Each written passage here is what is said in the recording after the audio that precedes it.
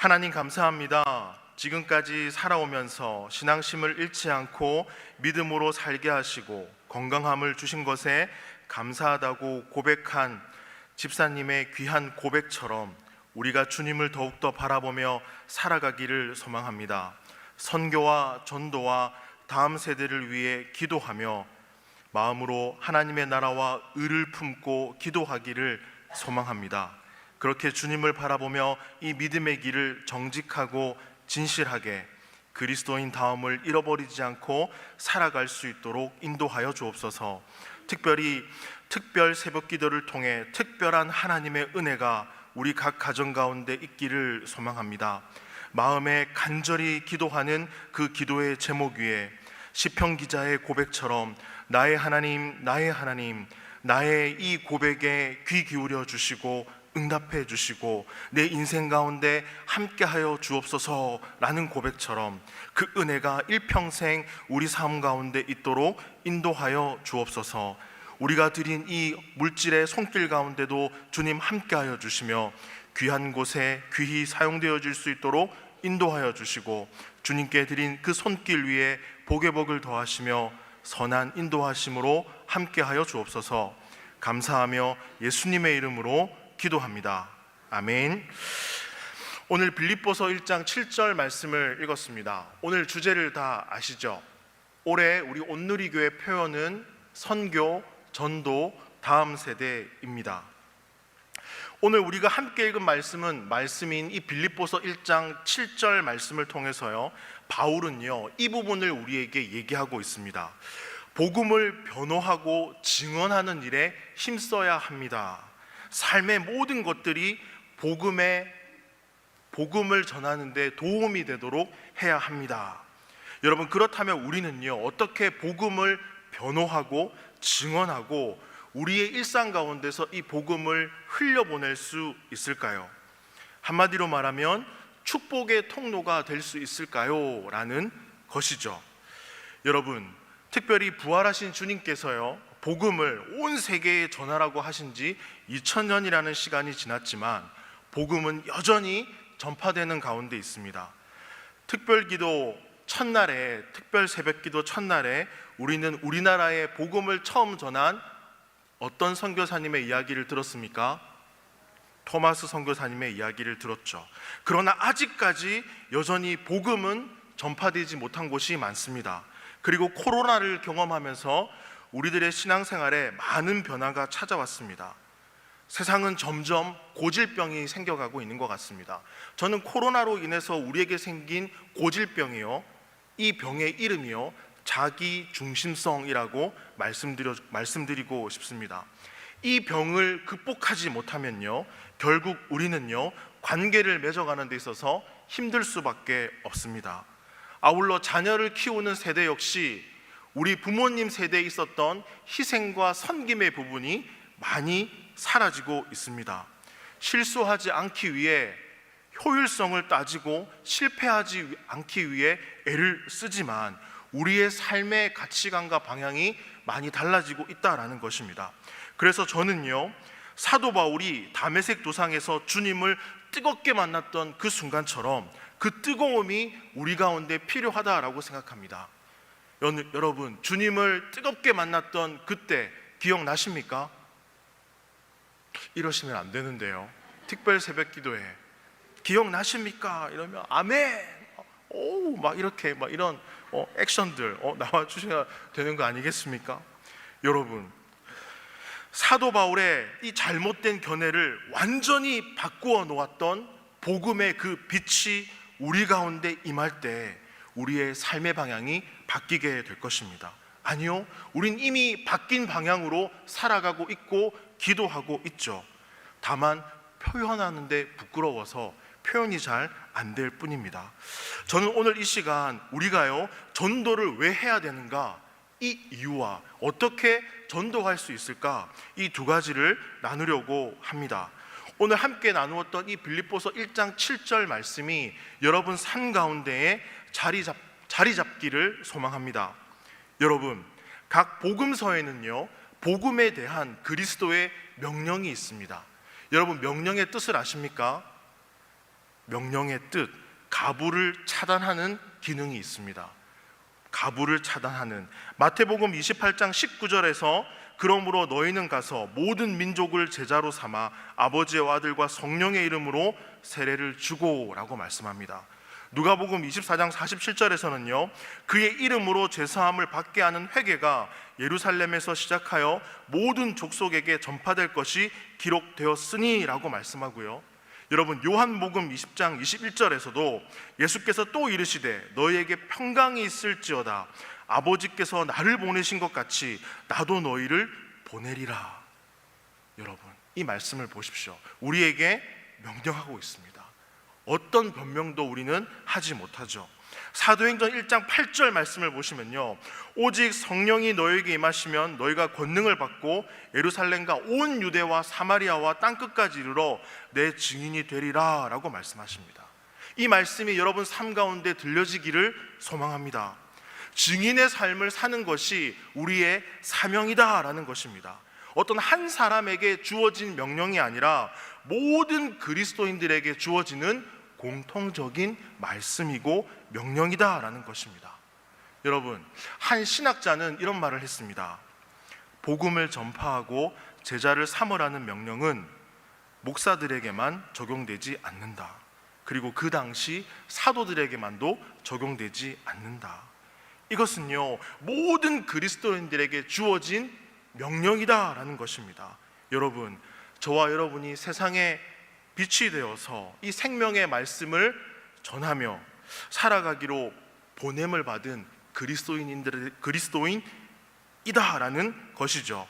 여러분, 그리스도인이라고 한다는 것은요, 구별된 백성입니다. 전혀 다른 가치관을 가지고 살아가는 인생, 삶의 방향이 다른 인생, 그리고 초대교회 시절 그 책의 사람들이라고 불렸습니다. 성경을 가까이 하니까요. 여러분, 그런 의미에서 우리는요, 이 사복음서를 통한 주님의 이 명령, 이 말씀을 듣고 전도의 소원을 가져야 될 줄 믿습니다. 전도서 1장 1절에서 솔로몬은요, 노년에 이런 고백을 합니다. 다윗의 아들 예루살렘 왕 전도자의 말씀이라. 다윗의 아들로도 살아봤지만 그게 별로 의미가 없더라. 예루살렘의 왕으로도 살아봤지만 그게 의미가 없더라. 그러나 전도자의 삶을 사는 것이 노년에 이른 내가 가장 행복하고 복된 삶이었다. 그것을 깨닫게 되었다 라고 솔로몬은요, 전도서에서 우리에게 말해줍니다. 여러분, 세상을 이렇게 사는 게 중요해 라고 많은 것을 말할 수 있겠지만 솔로몬의 고백처럼 부르신 그곳에서 전도자의 삶으로 살아가시기를 소망합니다. 여러분이 축복의 통로가 되기를 소망합니다. 저는 이런 경험이 있습니다. 담임 목사님께서 신방을 담임 목사님과 함께 같이 가는 길에요, 담임 목사님께서 목사면 장 목사님 복음을 전할 수 있어야 됩니다. 복음을 전하는 현장이 있어야 됩니다. 말씀으로 양육할 수 있어야 됩니다. 전도의 소원을 가지고 기도하십시오. 하나님이 인도해 주십니다. 저뿐만 아니라 여기 계신 모든 분들도 많이 들었던 말씀 아니십니까? 그래서 정말 전도의 손을 품고 정말 열심히 기도했습니다. 그런데 어떤 일이 생겼는지 아십니까? 주님, 복음을 전할 수 있는 상황을 주세요 했더니 제가 반도 1차 땡땡동 5층에 살았거든요. 3층에 있는 부부를 계속 만나게 하십니다. 아이들을 등원시킬 때도 하원시킬 때도 앞에 있는 카페에 갈 때도 분리수거를 할 때도 계속 마주치는 거예요. 이게 뭐지? 주님, 전하라는 것입니까? 교회에 대해서 궁금해 하시더라고요. 그 복음을 전할 수 있는 기회가 생겼습니다. 하나님, 한 번만으로는 만족이 안 됩니다. 하나님, 전도의 소원을 품습니다. 한 권사님으로부터 전화가 왔습니다. 저희 윗집에 살고 있는 분에게 복음을 전해 주십시오. 60대 여성분이셨는데요, 한 번도 복음에 대해 듣지 못한 분이셨습니다. 그분께 복음을 전하고 그날 영접하는 그런 상황을 제가 마주하게 되었습니다. 이런 내용들을 가지고 담임 목사님과 신방 가는 길에 또 한 번 나누었죠. 맞습니다, 장 목사님. 전도의 소원을 가지고 복음을 전하는 거 꼭 필요합니다 라고 말씀해 주시더라고요. 여러분 마음 가운데 전도의 소원 있으십니까? 여러분 한 영혼을 품고 부르신 대로 그곳에서 전도자의 이 삶을 잘 살아내시기를 소망합니다. 자, 그렇다면 두 번째로 어떻게 해야 될까요? 어떻게 전도할 수 있을까요? 그 시작은요, 여기에서 찾을 수 있습니다. 그리스도께서 사람들을 사랑하신 것처럼 저와 여러분이 주님의 사람으로 사람들을 사랑하는가입니다. 자, 말씀 한 구절 찾아보겠습니다. 요한일서 3장 17절 말씀.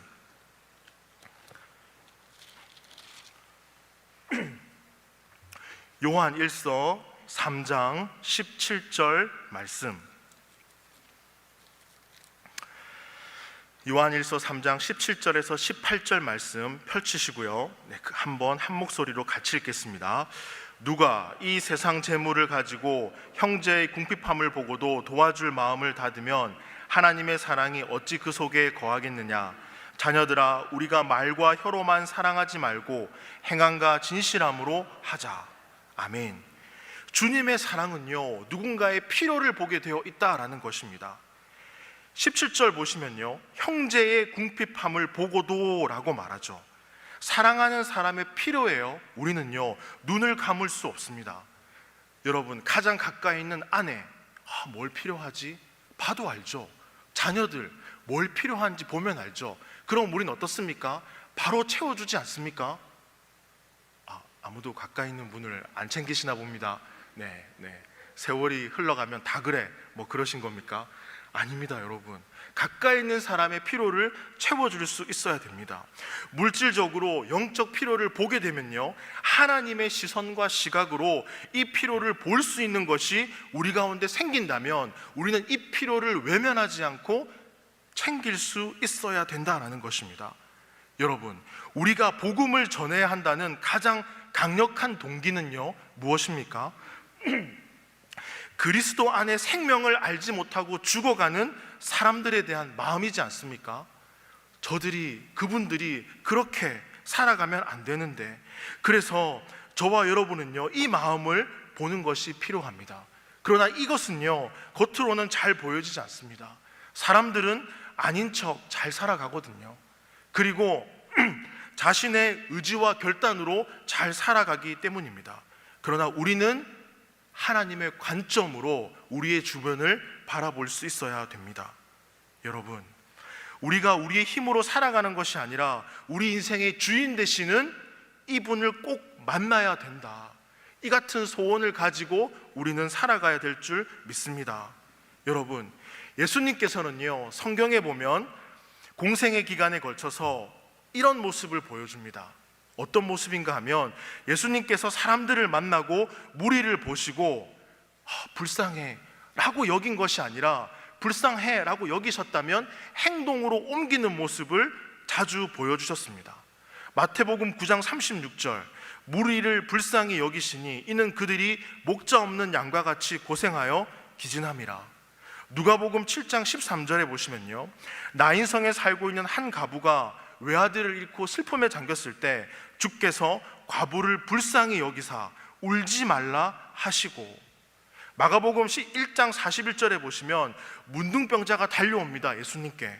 예수께서 불쌍히 여기사 손을 내밀어 그에게 대시며 이르시되, 예수님께서 마음 아파하시고요, 불쌍히 여기십니다. 이 불쌍히 여기는 이 마음이 긍휼과 이어집니다. 여러분, 긍휼의 뜻을 아십니까? 그들의 삶 속으로 들어가서 그들과 함께하는 것이 긍휼의 뜻입니다. 이 긍휼을 넘어 하나님은 사랑하셨습니다. 사랑요. 예수님께서 사람들의 슬픔과 고통을 눈으로 보시고 불쌍히 여기시고 행동으로 옮기셨다라는 것입니다. 자, 요한일서 3장 18절 말씀을 다시 한번 같이 읽어보겠습니다.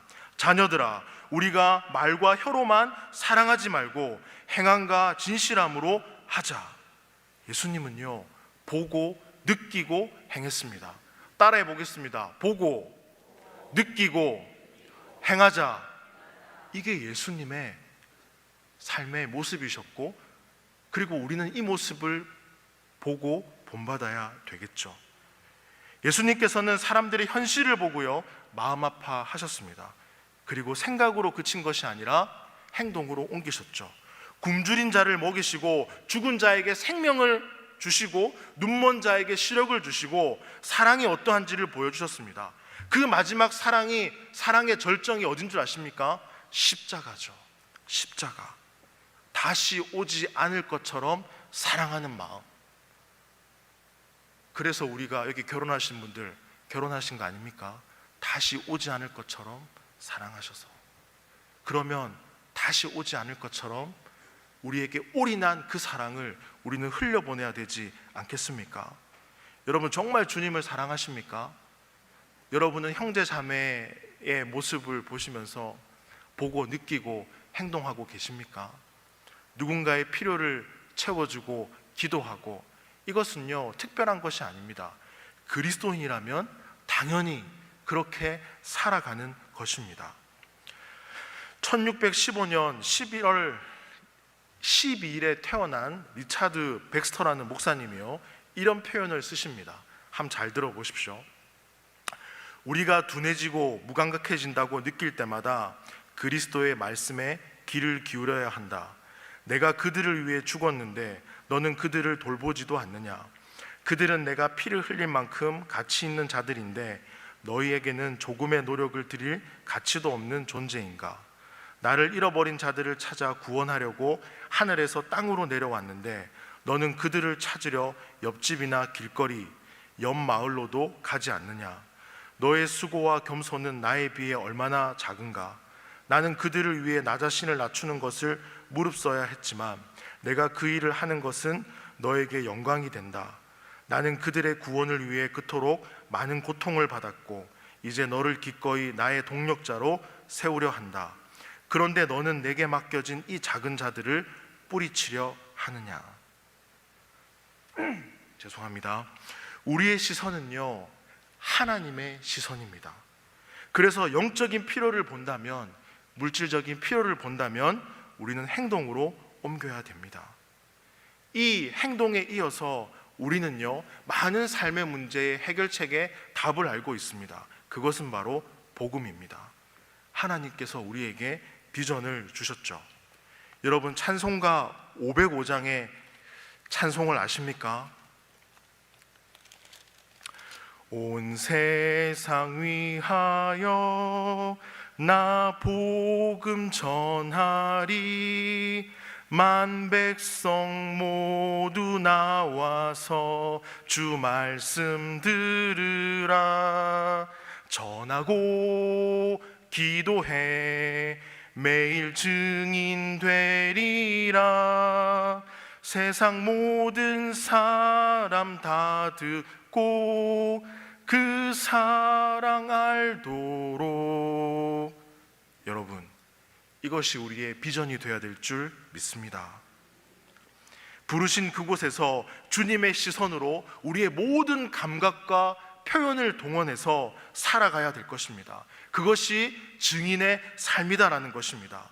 주님이 우리에게 보여준 사랑 따라해 보겠습니다. 보고, 느끼고, 행동한다. 저는 이것을 예삶이라고 표현하고 싶습니다. 예삼, 예수님의 삶. 그렇습니다. 하나님의 사랑이 우리의 삶에 있고 하나님의 사랑이 여기에 있기에 저와 여러분이 오늘 이 시간 비가 오지만 새벽 일찍 일어나 예배를 드리고 영광을 드리고 기도하는 것 아니겠습니까?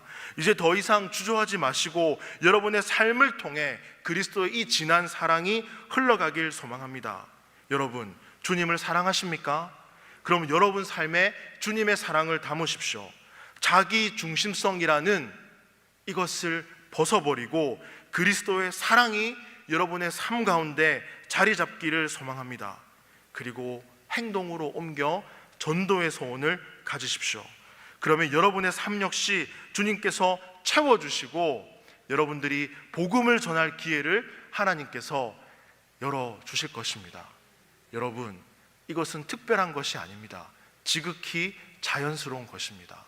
여러분 부르신 그곳에서 오늘도 열심히 최선을 다해 살아가며 전도자의 삶을 기도하고 하나님의 나라를 꿈꾸고 그렇게 살아가는 저와 여러분의 삶이 되길 소망합니다. 아멘. 이 말씀 기억하시면서요, 우리 기도했으면 좋겠습니다. 우리 주여 한번 부르시면서요, 기도했으면 좋겠습니다. 주여, 하나님 감사합니다. 선교와 다음 세대와 전도에 대한 말씀을 함께 이 새벽 가운데 들었습니다. 우리 마음 가운데 전도의 소원을 품게 하시고 주님의 명령을 기억하며 부르신 그곳에서 축복의 통로가 되기를 소망합니다. 우리의 삶 가운데 함께 하셔서 어려움이 없게 인도하여 주시며 우리의 삶 가운데 주님의 손길이 늘 함께 하기를 소망합니다. 특별 새벽기도 이 시간 주님께 간절한 우리의 마음을 담아 우리의 입술의 고백을 통하여서 주님께 기도합니다. 나의 마음을 드립니다. 나의 삶을 드립니다. 주께서 인도하여 주시고 함께하여 주시옵소서. 그리하여서 전도자의 이 삶을 살아가는 것이 사명이며 명령이란 것을 기억하며 이 말씀이 우리 삶 가운데 뿌리 내려서 우리가 부르신 그곳에서 축복의 통로가 되어 하루하루 매일 주님을 닮아 살아가기를 소망합니다. 주님 함께하여 주시고 인도하여 주시고